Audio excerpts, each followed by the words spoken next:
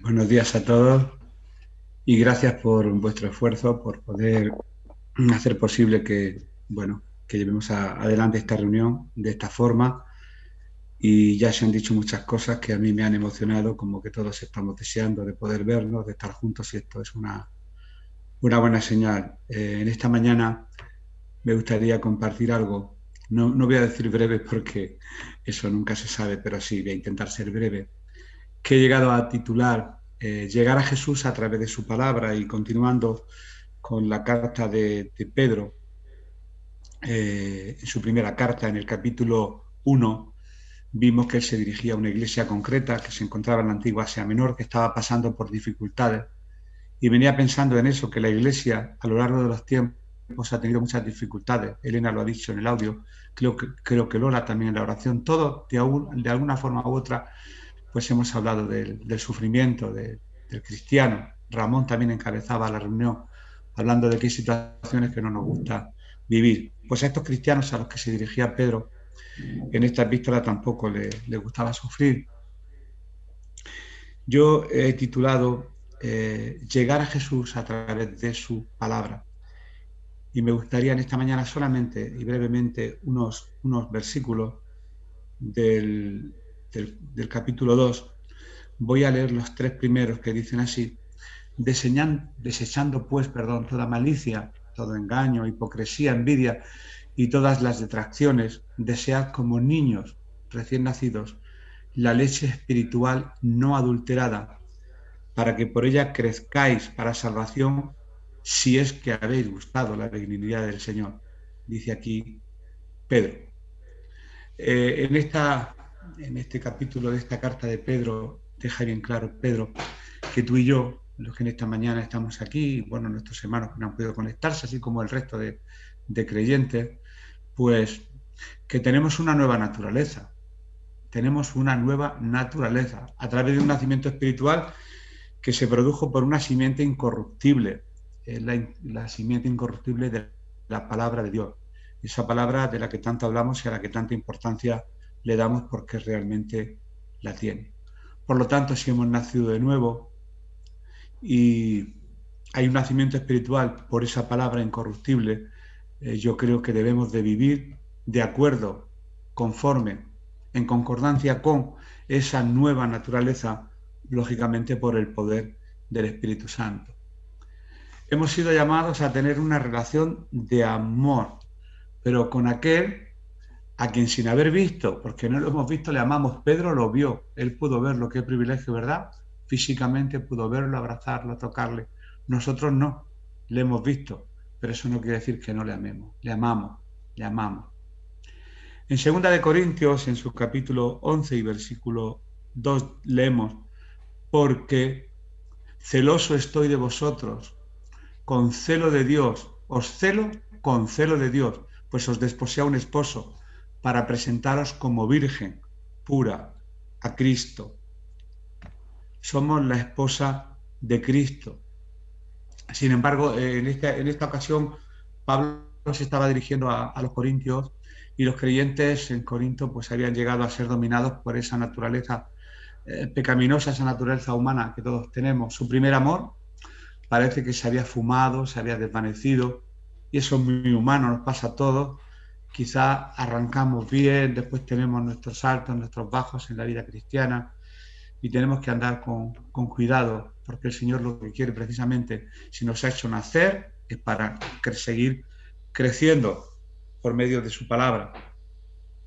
Pero no solamente Pablo en este caso o en esta ocasión se dice a los corintios, sino que también el profeta Jeremías en su capítulo 2 y versículo 2 se dirige al pueblo de Israel y le dice las siguientes palabras: anda y proclama a los oídos de Jerusalén diciendo que así dice el Señor: me he acordado de ti, de la fidelidad de tu juventud, del amor de tu desposorio, cuando andabas detrás de mí en el desierto, en tierra no sembrada.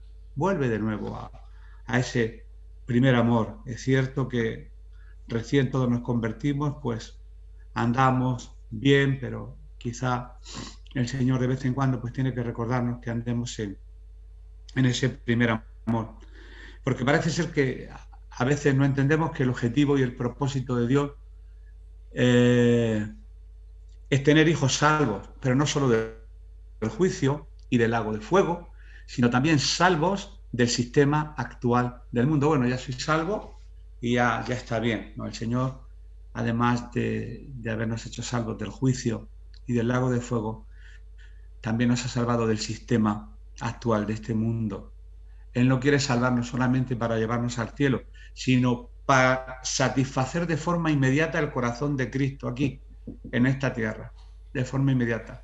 No tenemos que esperar a llegar al cielo para encontrarnos con Él, sino ya aquí, en esta tierra, tenemos que satisfacer de una manera inmediata el corazón de nuestro Señor Jesucristo. Leemos de nuevo, empecé leyendo los 3 primeros versículos del capítulo 2, solamente 2, para recordarlo y hacer un poquito más de hincapié. Dice así: desechad pues toda malicia, todo engaño, hipocresía, envidias y toda difamación. Esta es otra traducción, pero dice lo mismo. Y desead de una forma imperativa, como niños recién nacidos, la leche pura de la palabra, para que por ella crezcáis para la salvación. Voy a empezar por el principio, pero este final quizá, cuando yo lo leí hace tiempo, me chocó un poco. Crecer para salvación, yo tengo que crecer para ser salvo, no. Eso no está hablando. Una vez que el Señor nos ha salvado, tenemos que ir creciendo en esa salvación que ya tenemos.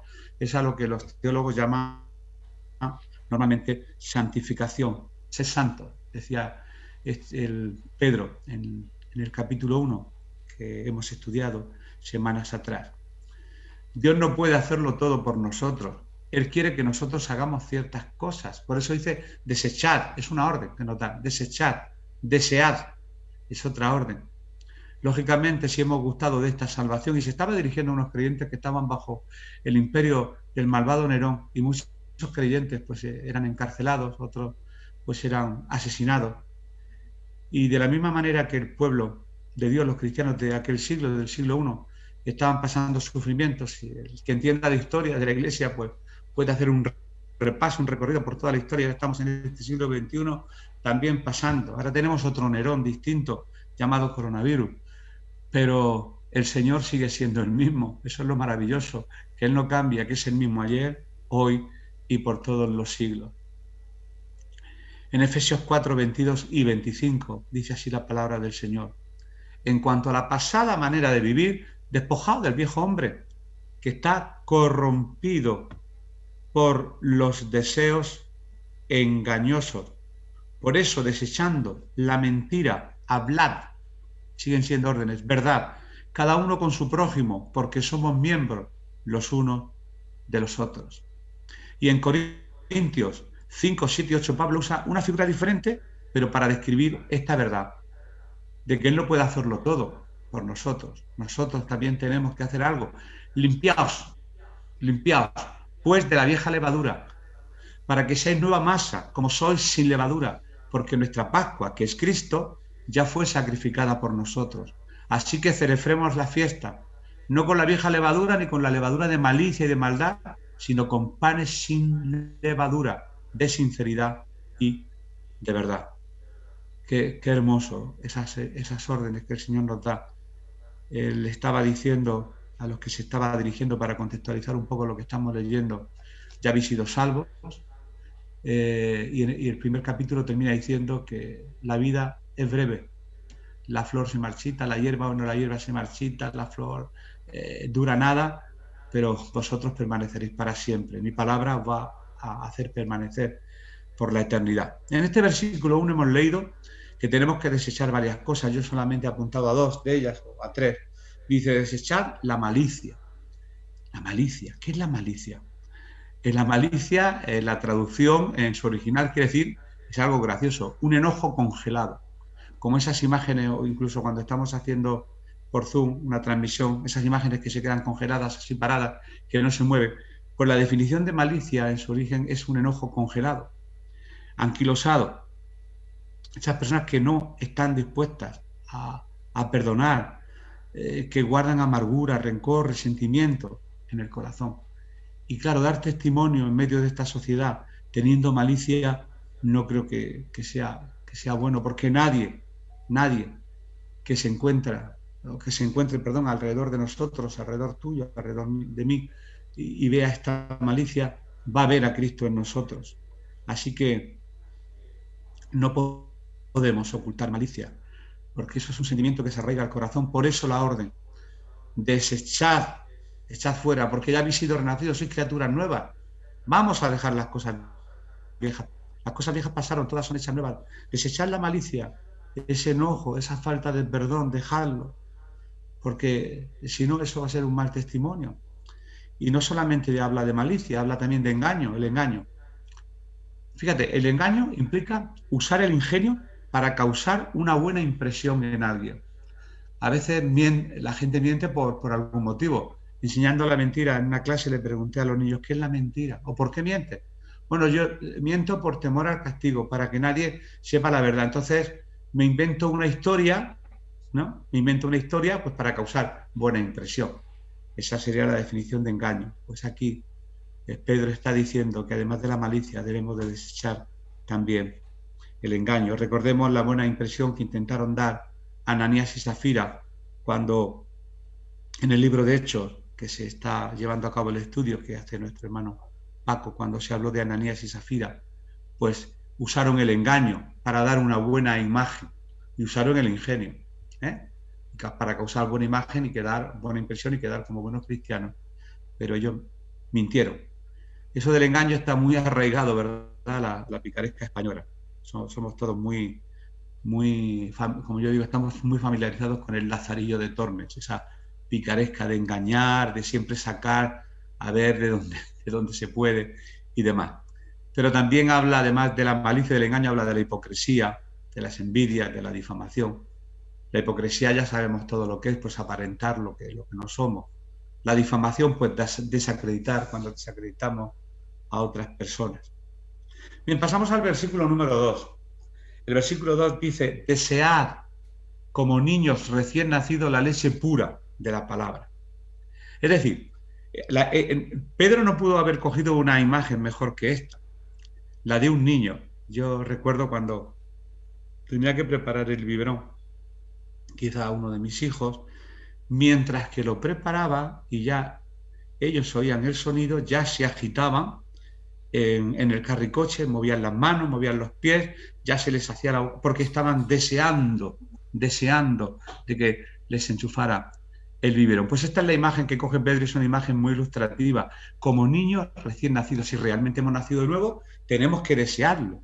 A ningún niño tienen que decir, oye, mira, tienes que desear, tú tienes que desear el comer. No, eso es algo instintivo, es algo que por naturaleza es lógico, que el que ha nacido de nuevo realmente tiene que desear la leche. Aquí tengo una nota que digo, así como el bebé se aferra con ansia al biberón, el creyente debe de ansiar el alimento de la palabra de Dios. Esto lo habremos escuchado infinitas veces en las iglesias. Y como bien he dicho y repito, la figura del bebé es muy, muy adecuada para describir la actitud que se espera de un hijo de Dios. Ese bebé, ¿verdad?, que desea. Qué positivo sería pues que los creyentes manifestaran ese deseo ferviente de leer y escuchar lo que la palabra de Dios tiene que decirle. Es como si en la época del hambre alguien hubiera dicho en voz alta, en tal lugar hay pan, todo el mundo saldría corriendo en busca del pan. Y yo me he hecho esta pregunta en esta mañana, pero a mí mismo. Nunca quiero involucrar a nadie, yo el primero. ¿Será quizá porque no tenemos hambre? ¿Será quizá porque no tenemos hambre y no acudimos? Y nos alimentamos de otras cosas y por eso no estamos creciendo de una manera normal, sino a veces de una forma amorfa. Porque no sentimos hambre, porque ese hueco que debe de llenar la palabra del Señor, que es lo que realmente nos da el crecimiento, la llenamos de otras cosas. Yo creo, queridos hermanos, que si no tenemos hambre de la palabra de Dios, si no tenemos hambre, nunca vamos a crecer, ni en la gracia, ni en el conocimiento de Cristo. Y no nos vamos a desarrollar como creyentes, vamos a estar siempre en un estado de infancia. Alguien usó una figura así grotesca de un adulto con un pañal puesto, hablando un poco de este asunto. Que crecemos en lo natural, vamos cumpliendo años, pero en lo espiritual quizás nos quedamos estancados por falta de alimento. Y recordemos que tanto un niño pequeño como un hombre o una mujer madura, ambos son seres humanos, pero en diferentes estados de crecimiento y de desarrollo. Ahora yo me he hecho una pregunta y haría una pregunta en este día. ¿Cómo crece un cristiano? Pues un cristiano crece estudiando, asimilando, nutriéndose de la palabra de Dios. Y además me atrevería a decir algo mucho más fuerte, que no existe crecimiento aparte de la palabra de Dios. Lo repito, no existe crecimiento aparte de la palabra de Dios. Y la leche pura de la palabra significa su totalidad. De la misma manera que hablamos de dieta equilibrada, donde tenemos que tomar todos los nutrientes para que el crecimiento sea normal. No podemos solamente fabricarnos una Biblia a nuestro gusto, como yo muchas veces he expresado, una Biblia de corte y confección donde cogemos versículos de aquí, de allá y de acullá y elaboramos una Biblia conforme a nuestros intereses, sino toda la palabra de Dios, toda la palabra de Dios, para poder llevar una dieta equilibrada y seguir creciendo espiritualmente. Y ya vamos derechos al versículo número 3 de este capítulo 2, que nos dice: ya que habéis gustado de la bondad del Señor. Este sería el remate. Dejar la malicia, dejar esto, dejar otro, si es que realmente, y desead, como niños recién nacidos, la leche, si habéis gustado la bondad del Señor. En el momento de la salvación, un cristiano nuevo nace con un apetito de la palabra de Dios, así como el recién nacido comienza a comer inmediatamente.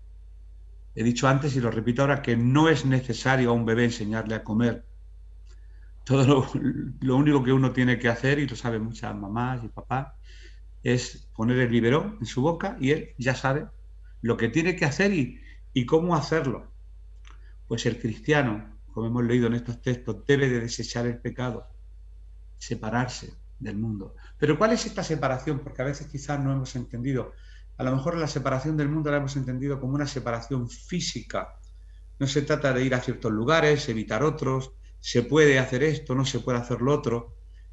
Muchos creyentes, yo recién convertido, creí que esta era la forma de separarme del mundo. De ahí que hay ciertas religiones, todos conocemos, donde existen pues lugares donde el religioso se puede aislar, se puede clausurar. Yo conocí en Salamanca, en mis tiempos de seminarista, unas monjas de clausura que le llamábamos las monjas del torno, y cuando íbamos los jóvenes a llevar la ropa no les veíamos las caras, ellas estaban porque querían alejarse del mundo, y para ellas eso sí no estuviera juzgando, estoy simplemente poniendo un ejemplo, separarse del mundo, y le llamaban las monjas del torno porque a través del torno yo les remitía la ropa y ya me la devolvían lavada, y bueno, y todo se hacía a través del, pero nadie les veía la cara, estaban aisladas, no tenían televisión ni radio, desconectadas completamente del mundo.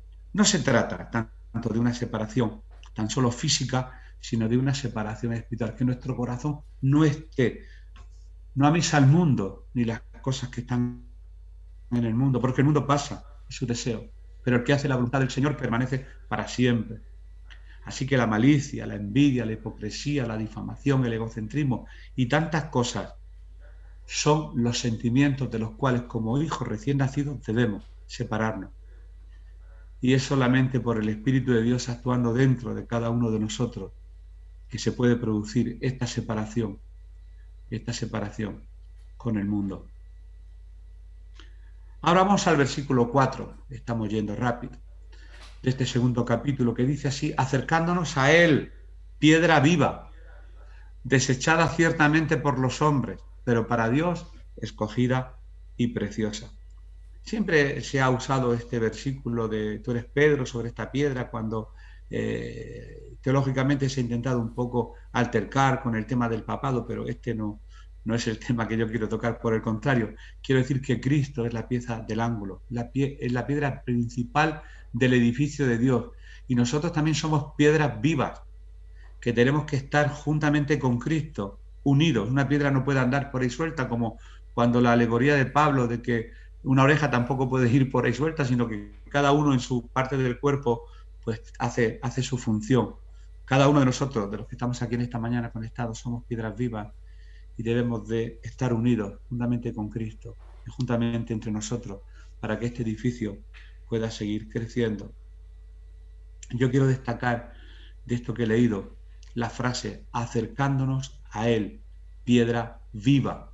No estamos acudiendo a un niño pequeño que nació en Belén, al niñito Jesús, como se dice, sino que nosotros como niños pequeños nos dirigimos a una piedra viva y la piedra viva es Cristo, eso que no se nos olvide. Mateo 16, 18 dice, sobre esta piedra edificaré mi iglesia. Y no estaba hablando sobre Pedro, Pedro era un guijarro, la piedra es Jesucristo. Y más adelante en Mateo 21, 42 y 44 dice, Jesús les dijo, ¿nunca leísteis en las Escrituras la piedra que desecharon los edificadores ha venido a ser cabeza del ángulo? El Señor ha hecho esto y es cosa maravillosa a nuestros ojos. Por tanto, os digo que el reino de Dios será quitado de vosotros y será dado a gente que produzca los frutos de él. El que caiga sobre esta piedra será quebrantado y sobre quien ella caiga será desmenuzado. Cristo es la piedra, es el fundamento y muchos vinimos a esta piedra y fuimos quebrantados delante de él. Primera de Corintios capítulo 13, versículo 11 dice, porque nadie puede poner otro fundamento que el que está puesto. Y este fundamento, el fundamento sobre el cual se edifica todo el edificio, es Jesucristo. Yo cuando llegué a Cristo caí sobre esta roca y fui quebrantado. Pero qué cosas, esa roca es nuestro fundamento, esa roca es nuestra salvación. De hecho, cuando se habla de la parábola, una casa construida sobre la roca, porque la roca habla de firmeza, habla de estabilidad. Y ahora llegamos al último versículo de esta exposición en esta mañana, al versículo número 5 de este segundo capítulo, que dice así, vosotros también,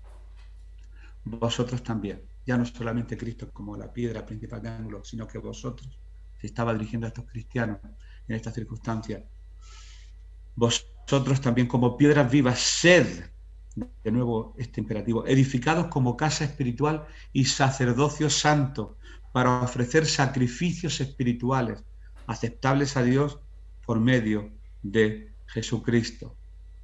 Dice aquí, vosotros también como piedras vivas. ¿Cómo somos nosotros piedras vivas? Pues como dice el capítulo 1, versículo 23, que ya leímos hace tiempo de esta carta, hemos sido renacidos. Lo dije al principio y voy a ir rematando con lo mismo. No de simiente corruptible, sino de incorruptible, por la palabra de Dios que vive y permanece para siempre. Y además, como piedras vivas, el apóstol dijo, sed edificados como casa espiritual. Y vuelvo a repetir cosas que ya he dicho, que la piedra fundamental es Cristo. Pedro era solo un guijarro, como cada uno de nosotros somos piedras que componemos este gran edificio. Cuando nacemos nos convertimos en hijos de Dios y somos colocados en ese edificio. El apóstol Pablo usó esta misma ilustración del edificio en Efesios. Quiero recordar en el capítulo 2, la nota la tengo aquí cerca, versículo 19, por eso ya no sois extranjeros ni forasteros, sino conciudadanos de los santos y miembros de la familia de Dios, edificados sobre el fundamento de los apóstoles y profetas, siendo la principal piedra del ángulo Jesucristo mismo. En él, en Cristo, todo el edificio bien coordinado va creciendo para ser un templo santo en el Señor, en quien vosotros también sois juntamente edificados para morada de Dios en el Espíritu. Y otra figura que usó el apóstol Pedro, pero que dejaremos para otra ocasión, es que la de sacerdocio santo. La de sacerdocio santo, pero eso lo vamos a ver más adelante. En este último versículo hemos leído esa palabra, sacerdocio santo. Vamos a quedarnos con esas palabras para poder desarrollarlas en un próximo estudio. Sacerdocio santo, para ofrecer sacrificios espirituales aceptables a Dios por medio de Jesucristo. Así que eso es otra figura que usa el apóstol Pedro. ¿Por qué? Pues porque todos los creyentes, en un sentido espiritual, somos sacerdotes. Somos un sacerdocio santo, un real sacerdocio. Así que, como sacerdotes, pues tenemos que ofrecer sacrificios espirituales. Por ejemplo, la alabanza a Dios constituye un sacrificio espiritual, su ofrenda o contribución al Señor es también un sacrificio. Aunque no solemos considerar al dinero como algo espiritual, todo depende de cómo se utilizan los bienes materiales. Y nosotros también nos ofrecemos como sacrificio al Señor, sacrificios espirituales. Así que dejamos aquí en esta mañana esta palabra con el deseo, valga la redundancia, de desear como niño recién nacido esta leche espiritual no adulterada que es su palabra, que sigamos como iglesia alimentándonos de su palabra y que crezcamos bebiendo esta leche, no alimentándonos de otras cosas, porque si no nos vamos a quedar estancados como niños y es necesario. El Señor no solamente nos salvó, como decía, para llevarnos al cielo, sino también para ser santificados aquí en este mundo y para que podamos seguir creciendo por su palabra. Así que el Señor os bendiga en esta mañana y me gustaría hacer una oración, dar gracias al Señor por su palabra y después pues se puede continuar con el programa, que creo que pondremos una alabanza muy significativa que nos identifica como esas piedras vivas que formamos el pueblo de Dios. Con esa alabanza terminaremos. Así que vamos a dar gracias al Señor en esta mañana por su hermosa y maravillosa palabra. Dios y Padre, queremos darte muchas gracias por tu palabra y queremos, como decía Pedro, queremos desear como niños recién nacidos esa leche no adulterada. Queremos seguir creciendo. Señor, perdónanos. Señor, perdona nuestros miedos, nuestros temores. Perdona, Señor, nuestros pecados, nuestra falta de amor, nuestra falta de unidad con los hermanos. Señor, queremos desechar esa malicia, esos engaños, esa hipocresía, esas cosas que no te agradan, que ya no nos pertenecen porque somos criaturas renacidas por tu Espíritu Santo y deseamos que tú hagas crecer una iglesia pura. Señor, sabemos que tú eres la principal piedra de ángulo y nosotros como piedras vivas queremos estar coordinados junto a ti y que este edificio pueda seguir creciendo y que muchas almas se puedan seguir uniendo a este gran edificio. Queremos darte muchas gracias por esta reunión de esta mañana, por cada hermano, por cada hermana, por los que están en su casa, Señor, y nos acordamos también de los enfermos, que tú estés trayendo consuelo, Señor, sanidad y también consuelo a sus familiares, Señor, y esperanza. Muchas gracias queremos darte, Señor, que te has hecho posible en esta mañana, gracias al esfuerzo de todos y cada uno de mis hermanos y hermanas, que podamos rendirte culto a ti, sabiendo que tú eres el Señor y tú eres lo más importante en esta mañana para cada una de nuestras vidas. Te damos muchas gracias por todo, Padre, y en el bendito nombre de tu Hijo amado Jesús. Amén. Que el Señor os bendiga.